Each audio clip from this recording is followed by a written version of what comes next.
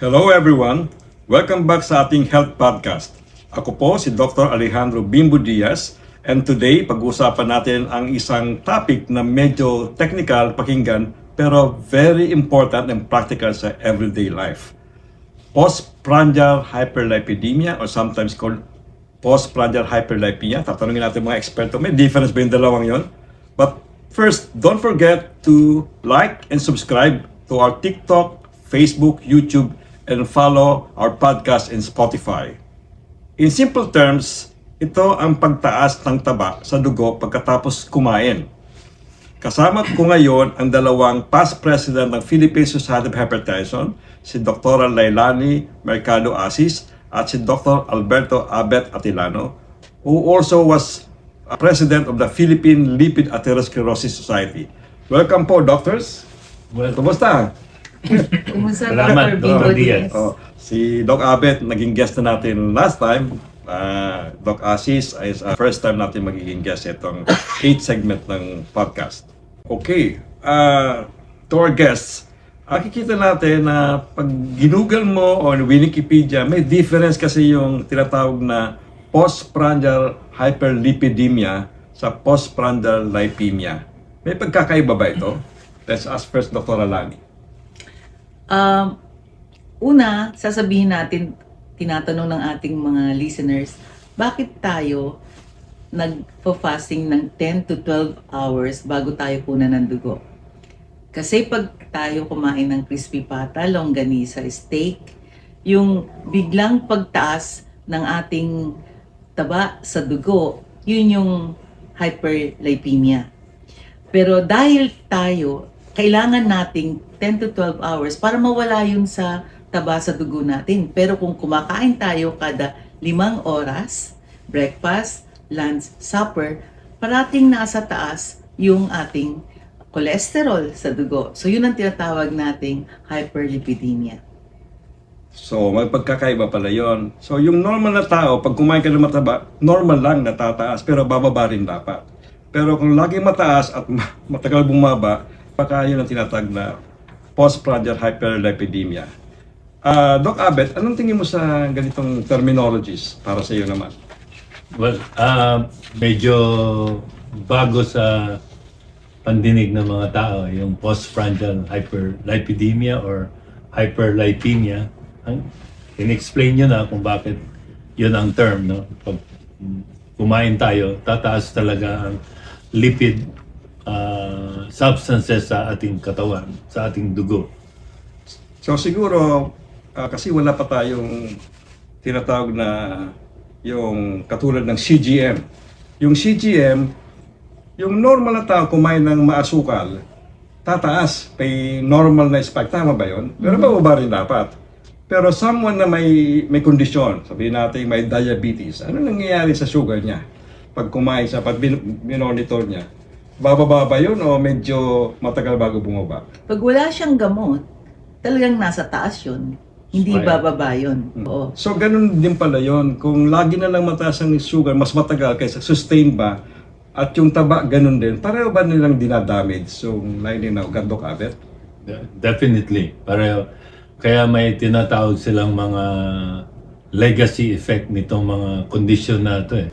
Mas pag matagal kang ganon ang dietary habit mo, ang klase ng kinakain mo, bandang huli, na pag may damage na, maski magbago pa yung kinakain mo, iayos mo, hindi mo na maibabalik sa normal ang Kaya nga, kasi nakikita ko ngayon, di ba, mga kakilala ko, mga pasyente ko, kasi marurunong naman sila because we are the age of information, basa ng basa sa Google. So nakikita ko yung iba, marami na sa kanila na nagpa-follow na sabihin natin relatively low carb, pero high fat diet, yung LCHF. O sometimes yung iba, nag-ketogenic diet kasi okay naman pala, pumapayat ako. So, ito yung gusto kong i-discuss natin na it may not be as safe as what it should supposed to be, no?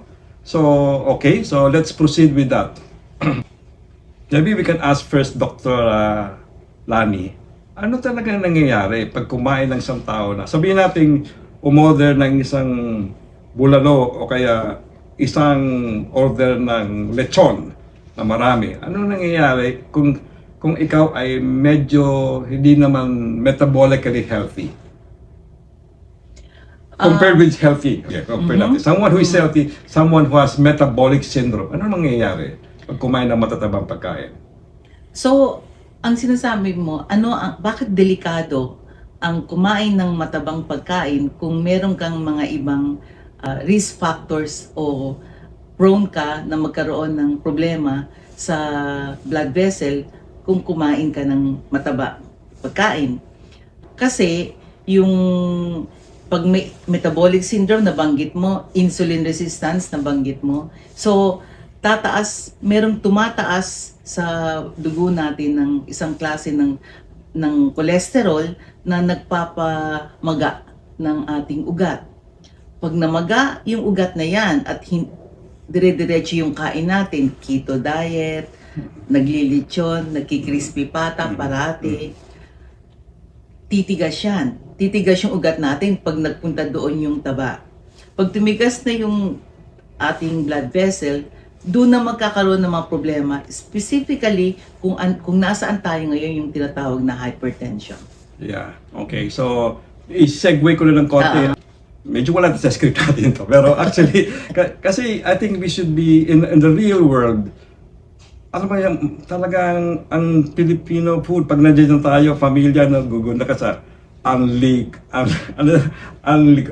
unlimited food. So therefore, hindi lang yung taba, even the carbohydrates. So someone na inutil na yung insulin nila, hindi na masyado nang nagpa-function.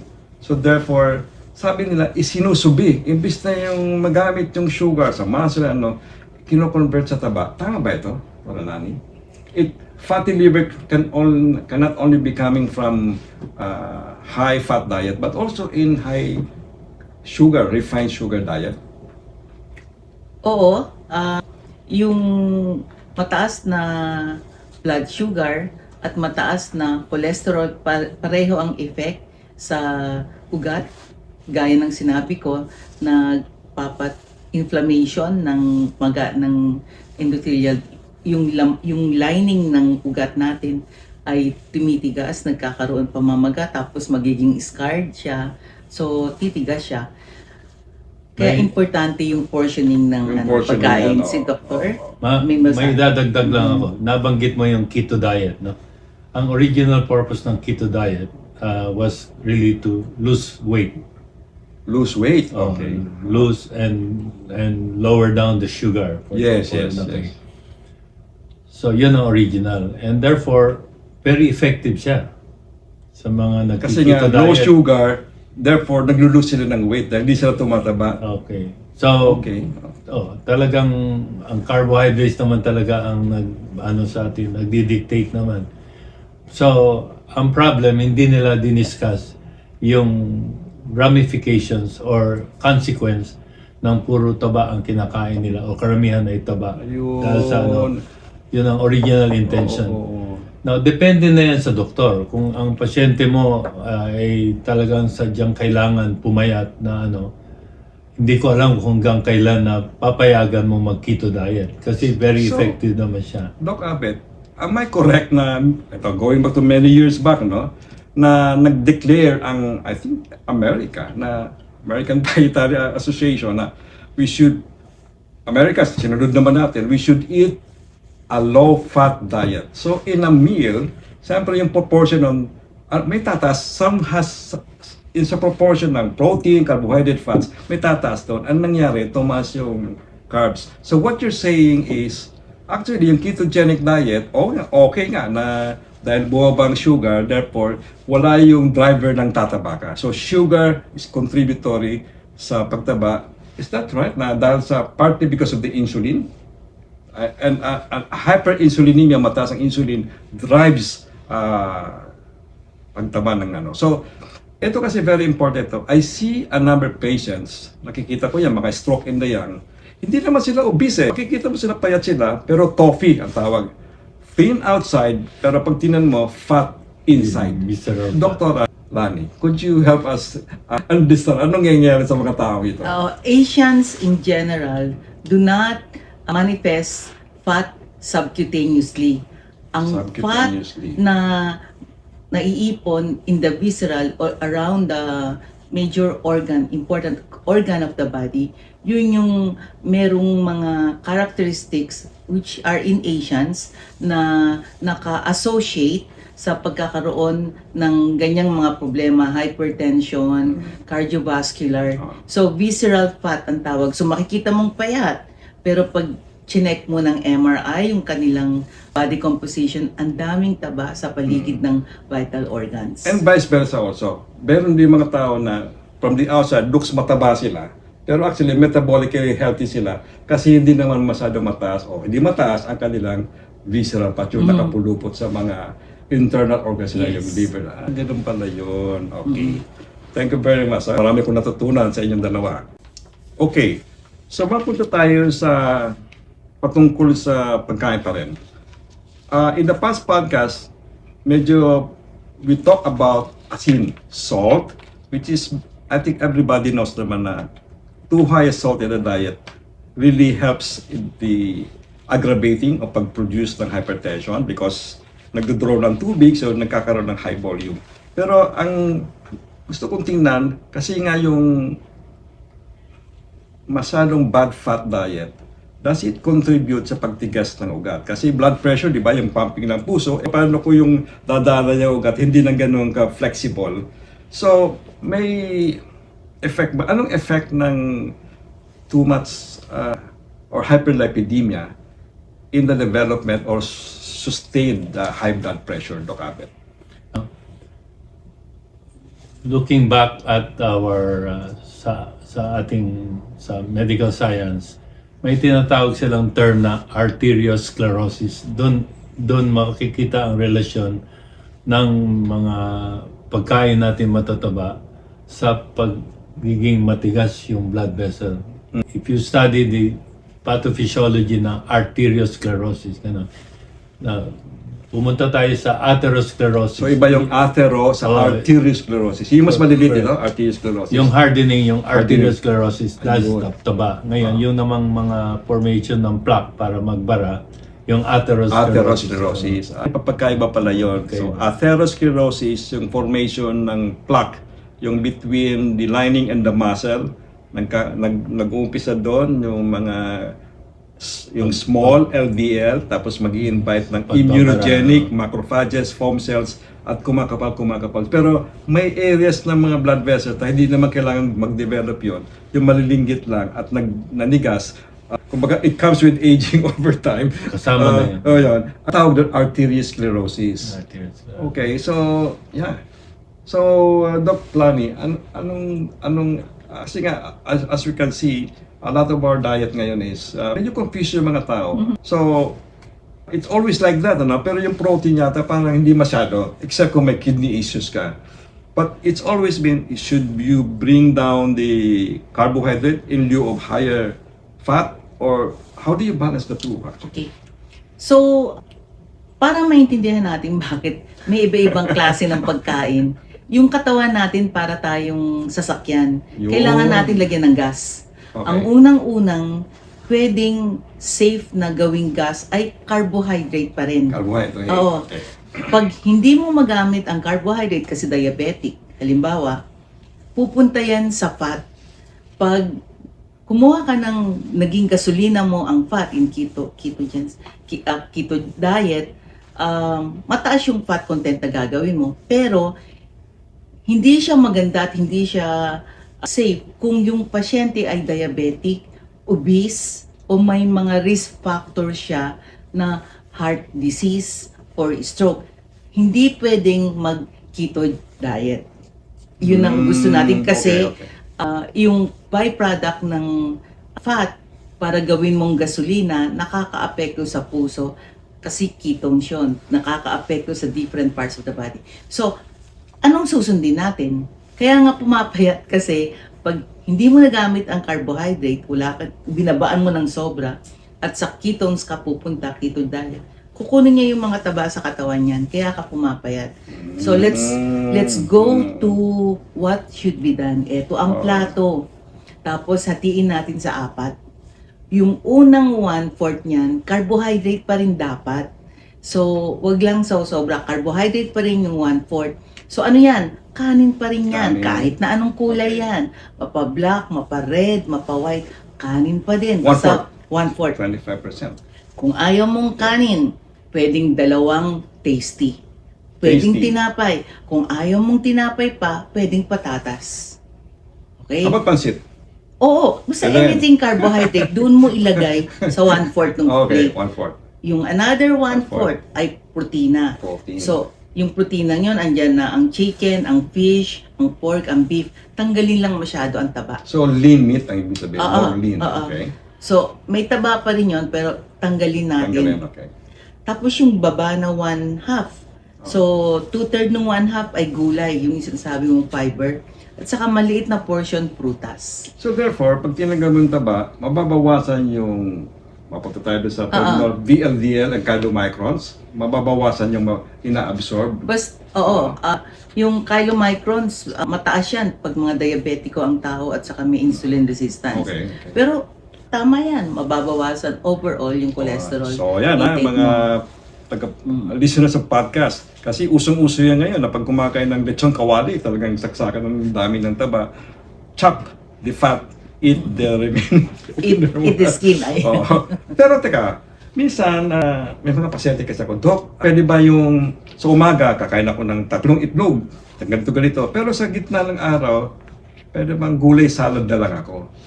O taga sa gabi, pwede ako ulit kumain ng medyo fatty. Okay ba yun? Yung spacing, as you said, yung ganong ka-space, Doc Abet, what do you think? Yes, I agree.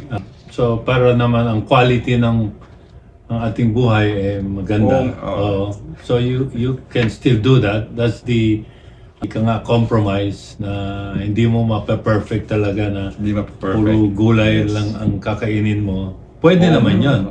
Kasi mga elepante at saka kabayo, ang lalaki nila, malalakas. Gulay lang kinakain nila. Kung masaya kang kumain ng puro gulay. Hindi naman lahat ng tao masaya. Oo. So, kailangan may konti ka ring mga portion. Good, bad, good, bad. Oh. Ibig sabihin, para sometimes you have Wag lang sobra. o lang sobra. May konting indiscretion sa ano. Kunyari, Sunday family, nandiyan yung mga family ganun. Alam nga naman, hindi ka kakain ng leche flan, ice cream, o lechon dyan. Karagdagan dun sa sinabi ni Dr. Atilano, sinabi natin sa introduction ng ating pag-uusap, kailangan nating 10 to 12 hours para tanggalin sa dugo natin yung tabang kinain natin kanina. Clearance yun, clearance. Oh. So kung umaga, nagtatlong itlog ka, okay lang naman yun. Masaya, sabi ni Mm. Dr. Atilano. Pero kailangan mo ng 10 hours. So sa tanghalian, hindi ka pwedeng ganong ulit kataba. So doon ka na ulit sa 12 hours. Sa dinner pwede. Kasi pwede na. itutulog mo eh. Kasi saka naka 10 hours ka na eh. Balot naman. Oo, sa gabi, balot Oh, naman. nakita nyo na yan. Okay. At saka, So, ano that's a naman, very good bulalo. idea. Okay. So, Oh, sa umaga, bulalo. kasi egg, Meron diba? kang longganisa. Hindi pwedeng walang egg May eh. bacon ka. Oh, right, diba? right. Oo. So, sa tanghali, pangat na lang o salad. Salad, okay. O kaya Hainanese chicken, steam. Okay. Okay. Sarap yan. Okay. Oo. I think that will be mas acceptable sa mga pasyente. Kasi Oo. yung hirap, ang hirap Just talaga yan remove lang, the mag-plant-based diet ka. Oo. Walang susunod, Just remove the mag-vegetarian diet ka. Ang hirap Yeah. gawin nun eh. Pwedeng maraming steamed chicken, breast chicken, sa salad. So, happy na tayo doon. Oo. Di ba? Eh, yung sinasabi nila, avoid the chicken wings. Nandun ng ano. Is that still true?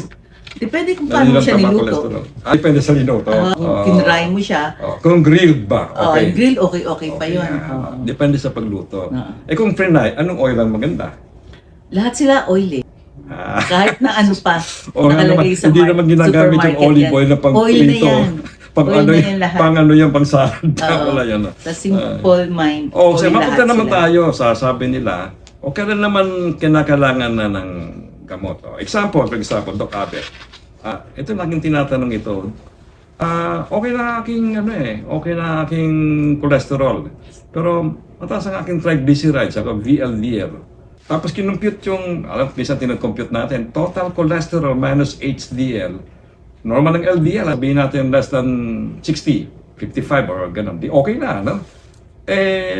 Mga statins. Pero, nung kinumpute yung non-HDL, ibig sabihin kasama ng triglycerides, VLDL, IDL, some lipoprotein, apolipoprotein, mataas.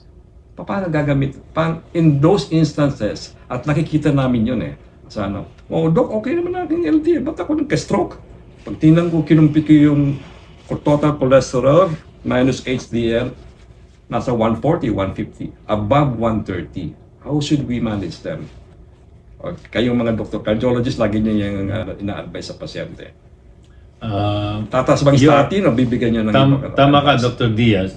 Ang problem natin ngayon is how to determine yung non-HDL particles na sinasabi mo na kasi either wala tayo or napakamahal, no? Napakamahal. Small, yung ApoB lipoproteins, mga ganun. So, small little a, yun ang mga non-HDL particles. Kaya, with that limitation, ang ginagawa na lang natin, baba mo ang triglycerides, baba mo ang LDL, and hope na masosolve mo yung ang sanlimuot ng lipidology na pwede natin ipe-perfect. So Ito sa ngayon, may- hindi pa natin Doc Abet, na-perfect. Doc Lani, may tanong ako, di ko alam ang sagot. Baka kayo medyo in theory ba? We see patients na, alam mo yan, normal ang LDL nila. Pero nasa obese side sila, pre-diabetic sila. Hindi sila metabolically healthy. Okay? O kaya diabetic sila. They're really at risk of cardiovascular disease. No? Okay. So, ibig sabihin, tama yung sinasabi, yung mga iba nag-heart attack, normal namang LDL, konti lang, or even yung plaque, konti lang ang stenosis. What drives the inflammation? So, sa pagbabasa ko, yung insulin is parang may driver siya ng inflammation sa katawan. Doc Lani is an endocrinologist. Pwede mo ba kami turuan yun sa medyo malalim yung tanong, pero sasagutin ko. Dun sa mga taong merong family history ng diabetes at hindi pa sila actually diabetic, pero mataba na sila, meron na pong itim-itim sa leeg, tapos PCOS, alam niyo po ba yung polycystic ovary disease, ganyan. Hindi man tinitest, mataas na yung Hindi namin natin, usong-uso yung ngayon, PCOS. Oo, yung mga may PCOS. PCOS ngayon, okay. Kasi naging aware ang mga babae at saka mga teenagers ngayon sa Okay. PCOS. So, tumataas yung insulin nila. May family history at yung insulin, pag nagpunta yan sa loob ng ugat, doon sa ugat, kinakapal niya yung ugat, doon pa lang pwede nang maging high blood yung taong hindi pa diabetic. Nagkakaroon na ng inflammation, tapos yun yung isang dahilan. Kasi nabanggit mo yung insulin. Pangalawa, abnormal na rin yung kanilang, pag insulin resistant sila, abnormal na rin yung metabolismo ng cholesterol Ito, nila. may tanong ako sa iyo. I don't know kung may sagot dito o hindi. Matagal ko lang inisip to. Someone na mataas ang insulin, does it affect the renin-angiotensin system sa kidney?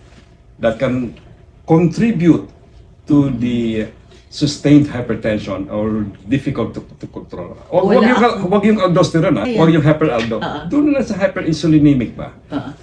Wala Meron ba connect akong pang na sagasaan sa pagbabasa ko tungkol dyan. Pero kasama sa aking research na prove namin na pag nasa pre-IGT or malayo pa sa diabetic, yung isang may family history, pumapangit na ang kanilang yung elasticity ng kanilang ugat kasi pumupunta doon yung insulin. Napakita namin sa research namin yun. So meron ng Ang susunod kong question kay Doc Abet, siyempre, the usual traditional diabetic, hypertensive, yung mga ganun ba? Do you see patients who develop cardiovascular events, cardiac events, with just insulin resistance, metabolic syndrome o syndrome X? Hindi sila nagka-categorize to, hindi sila diabetic, pre-diabetic sila, pero alam mo, on the high waist sila, the characteristic of metabolic syndrome na, sino nga ba nag-explain yun before doon? Yeah. Professor, kalimutan ko. Based on observational studies and maybe 1 or 2 RCTs na magandang ebidensya, may relasyon talagang metabolic syndrome, sa the development of cardiovascular events like heart attack, strokes, gano'n. But on the actual process, kung ano ang ginagawa nila para ma-heart attack o ma-stroke ang isang tao, hindi pa masyadong maliwanag. So may mga theories lang. No?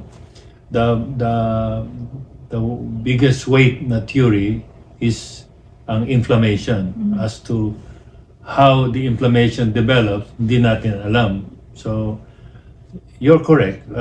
We need to, while we are not sure yet, kaya tinatawag nilang Holy Grail kasi hindi pa nila makita yung ang punot dulo ng heart attack at saka stroke.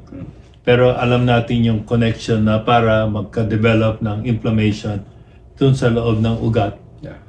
Yung mga matataba, matataas yung mga lipids, mga ganun. So, pag-iingatan natin. So nagigets ko na. Okay. Thank you for that. Kasi nakikita ko na in someone who is not metabolically